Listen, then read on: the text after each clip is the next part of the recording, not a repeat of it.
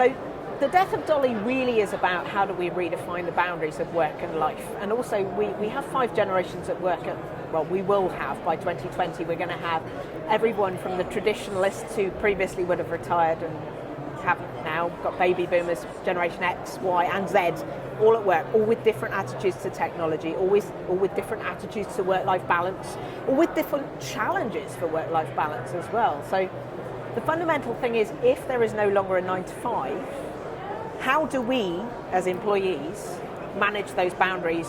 Because everyone is different, everyone has different priorities, everyone has different challenges. How do we as employees set those boundaries, but also how do organisations help us to do that?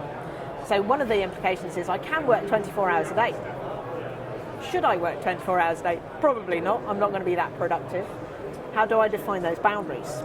And certainly we've worked with the likes of Cambridge University, for example, on something called the Balanced Communication Diet for Business, which is really saying, if I'm becoming stressed about this, my work-life balance, because there's no work-life balance, it's all blurred now, what do I need to do to actually get a better work-life balance? So it's a diet like any good diet. It's a 5-step plan, which is more about firstly understanding, how do I work? How am I productive? Because everyone is different. Everyone has different tolerances. Everyone has different attitudes to where they work and how they work. Even the channels they work with. And we look at generational difference just on something like email. Over 50s love email because it's a technology they're very confident using. Ask an average 14-year-old about email, they will roll their eyes and go, why would you want to use that? So they're coming into the workforce very soon. So you've got this danger of a generation gap. So baby boomers and traditionalists loving email, your generation Zs and Ys not reading it. Instantly you have a problem. How do we come together? How do we collaborate? How do we get common ground, given that we have that, plus the pressures of work-life blurring? So the diet is really around understanding, how do I collaborate? How do I communicate? The role of the leader in that is establishing common ground, establishing general rules, but also recognizing that everyone is different, everyone has different preferences. That has a danger in it, so there can be fragmentation. How as a leader do I pull people back together?